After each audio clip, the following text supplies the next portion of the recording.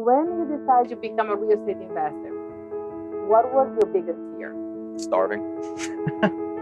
I mean, I told you I lived off of oatmeal for 6 months. You know, it was one of those things where I had a little amount of money that I was living off of, and I just wanted to eat good food, you know? And so my fear was, all right, I go into this, I'm gonna have to live like this for years, and then just gonna be like malnourished or something. Do you regret anything? Not at all. Not at all. I mean, at that time, I was thinking to myself, man, this sucks. But at the same time, I was like, man, this is part of the process. I planned for this. Right. This is what I signed up for. I knew I was getting myself into this. I think, if anything, this is just another challenge in life.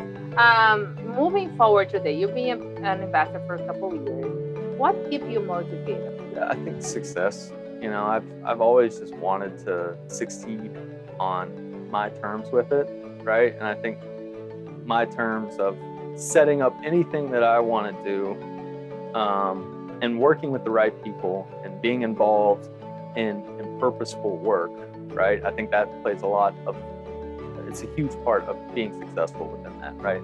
But I wanted to be that guy to be able to pull myself up from bootstraps and be able to carve something out for myself in life, right? I didn't want to make my success working for somebody else. I wanted to carve out my own space. And I think it takes a lot of courage. You know, you were 24, 25, super young. You could be just hanging out, you know, living the life that most of the 25 years old are out there. I wish all the 25 years old have the urgent to have, to do what you did. I think that's amazing. Yeah, I think like a message to the 25-year-olds out there or younger, you don't have any potential like liabilities or any reason not to do it. Take the risk. I mean, I think that we only have so much time for it while we're young. I wanted to take the risk. But a lot of time when we were young, we're like, oh, I'm just 25. I have my entire life. And I'm like, that's complacency. Do it now and then relax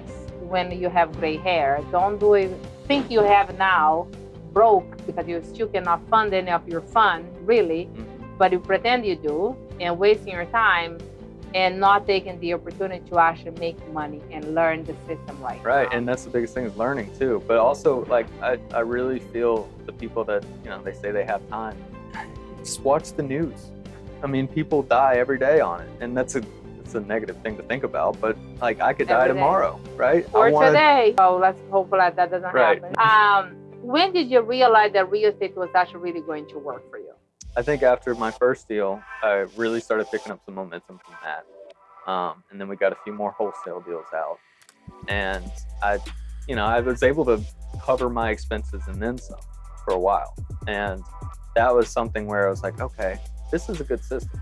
I've got something here where even if it's not residual, because a lot of my deals are one-time payoffs, right? And that was wholesale. And that's something where I think it's great. It's short term in that sense, but different strategies I think are better for it. But I was making enough money off of those wholesales to be able to cover a lot of my expenses. Do that for a long time. And I think that's what I like about the residential. It does give us about 12 strategies that you can choose which one do you want to work with. They all work. Mm-hmm. Now, wholesaling, you just get, sometimes you get lucky, you make a chunk of money up front, more than if you were doing a fix and flip and so on. But most of the time, the wholesale are leaving more money on the table because the one who is doing the fix and flip and so on, needs to put all their money in, doing the renovation, wait, and then sell, then make their profit.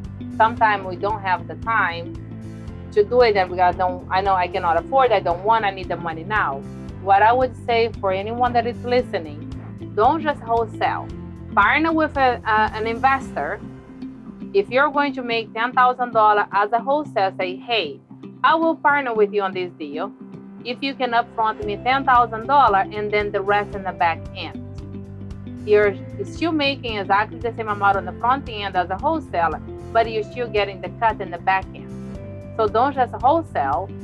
Try to find who is going to be the person who is going to actually buy this as a fix and flip, then learn the process, and then you're still having the cut in the back end, and then you're not just on the front end making $5,000, $10,000, $20,000. Say, hey, I'll even make, maybe 5% or whatever is the number that you wanted. just for you to be involved on that deal. Yep, and that's what I really got into later on. So I think first 3 months, I didn't get my first deal until 3 months in. And then I kept doing cash wholesales, right? And that's something where it was good, but it was hard to negotiate, right? Because you're just making a cash offer at 70% minus the repairs. Oftentimes you're getting down to like 50, 55, sometimes 60% on people that want, 100% of what they're asking for. So for that, I like the equity partner. So you negotiate with the seller. Look, I know you want it, you know it's more than what they want. I'll give you whatever is the 70% minus repair right now. Then if this house does sell for whatever that is, do an equity part in the back end. Yep. You're still going to make exactly the same amount. The seller is going to make exactly the same amount. If you get lucky, there's a fly. So there's so many strategies that I have learned throughout the whole process that there's so many ways to make money. And so my thing was I started with those cash offer wholesales, and then I started figuring out how can I do something creative, right? And eventually that led into subject 2, which so I've done over 10 deals. One of them was a fix and flip. The other 10 were wholesales.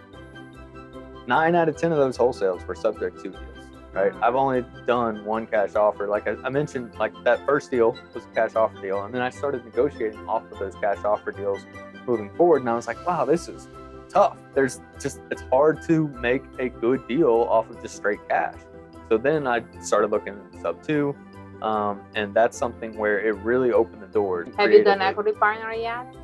So we're looking at some now. Okay. I'm kind of like on the fence with it. I like the idea, and I especially like it if we can get into it where we don't have to put any acquisition down. So if we can get into it where they transfer the deed, we share ownership of the property, and then we go in, we fix up the property. There's many ways that you can work with that. I've done a lot of equity partnering, so I know it works, and I love it. Yeah, and the numbers make sense. I haven't done one yet, but I'm definitely interested. And then you're gonna see the money really coming in. Yeah, because at that point, you can get in without putting any money into the deal. But even if you put the money in, some money, because sometimes you have to pay for them to move out. Mm-hmm. You don't want to ever do an equity part and then staying on the property. I think the most important thing with that is making sure that the seller, you're there for them, and you're making sure that it's the most easiest process possible for them.